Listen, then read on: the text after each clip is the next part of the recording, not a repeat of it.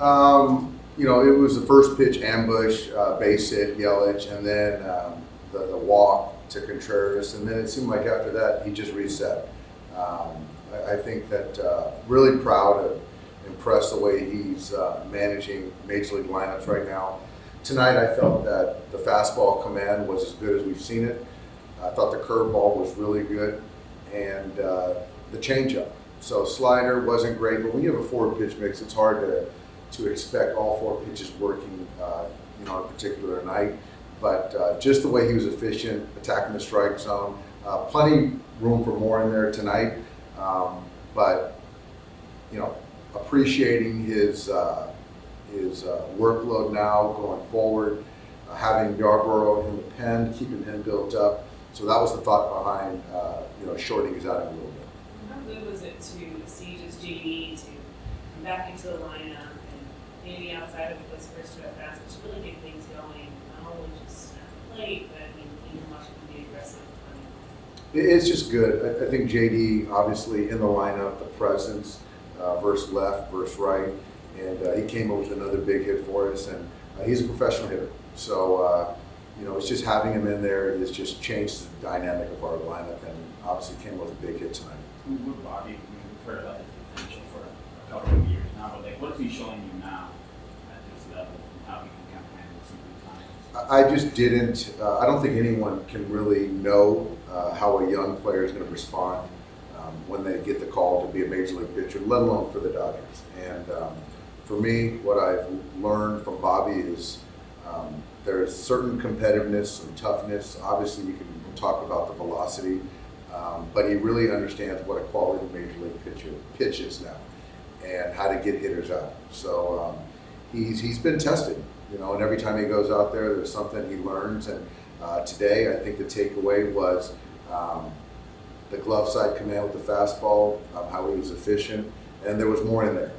Because as you look out, there's going to be stressful innings, there's going to be different lineups, you're not going to have your best pitches, and you got to figure out a way how to get major league hitters out. So I think for me, Bobby really learning quickly how to navigate big league hitters. When you talk about his workload, is that just because he's going to be pitching more this year than he has in the past? Is that just finding a way to steal an inning here now, leading up to October? Yeah, that's kind of what it is, and I'm going to be the first to tell you that there's no exact science to it.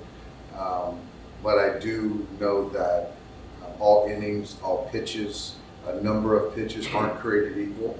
And so the first time in the major leagues where every pitch is at a premium, there's certainly more intensity. So I think for us to really talk through this situation with Bobby and appreciate that, it's important. And he's right there in those conversations. But the number one goal is for his health and to have more, plenty more left through October. How impressed have you been with just the bottom of the lineup, the guys that have been in and out, depending on matchups and the way that they've been productive, kind of keeping them with pinches? Like how big has that been during this stretch the last couple of weeks? Yeah, I think that there's a lot to be said, a lot of credit, deservedly so, with Freddie and Mookie. But the other guys in the middle to the bottom of the order are really starting to understand their roles, to make our lineup go. And that's to take good quality at bats, to move runners, to see pitches, to drive runs in situationally when needed, when called upon. And right there, I've run David out there a lot, left him in there first and lefties, but I just felt right there in that situation. I like Kike right there, and he took a great at bat, getting behind early in that count and that at bat, but managed to get a base hit up the middle. And so just again keeping everyone involved, and for me to see David be the first person on the top step to congratulate the runner coming in speaks to our culture. Skipper, how is it your team was able to keep on these blinders when people are talking about all the outside things, the end of the season, you could beat them again, but it seems like that doesn't seem to be in the picture at all. It doesn't. And I think that this is something that over time we've kind of built in our clubhouse, where I think the bar for us is not a particular opponent, it's ourselves. And if we're taking care of business ourselves, starting pitching, guys have the pen, we're catching the baseball, we're having good at-bats, then it really shouldn't matter and doesn't matter who we play. So I think that for us, today was a good night. Tomorrow we got Clayton going. We've got Wade Miley, who's given some of us fits. and we got to kind of reset, do the same thing again. But I think that's sort of been the approach for our club. What is an outing like Yarbrough's tonight, and I guess all three of his, like, give you guys, especially the bullpen? It just, you can look back at 2 weeks ago and you're trying to figure out ways to rest bullpen guys and manage their workload. And now you get a guy like Yarbrough who can get a 3-inning save, and he can be back online in 4 days. It's a huge lift for all of us. And it not only lifts our starters, but it also, most importantly, is a big boost to our pen. And I just consider him, he can start, wants to start, but he's just all in for whatever we ask him. What's up with the balance to keep Bobby in a rhythm and pitch every 5 or 6 days, but also kind of look for ways to kind of get him low here? Yeah, I think that it's like with Bobby, you're looking at, do you cut him off, give him a reset, give him 2 weeks to kind of let the calendar pass by. But for me, for the organization, we just feel he's throwing the ball so well. He's learning every time out there. He's big and physical.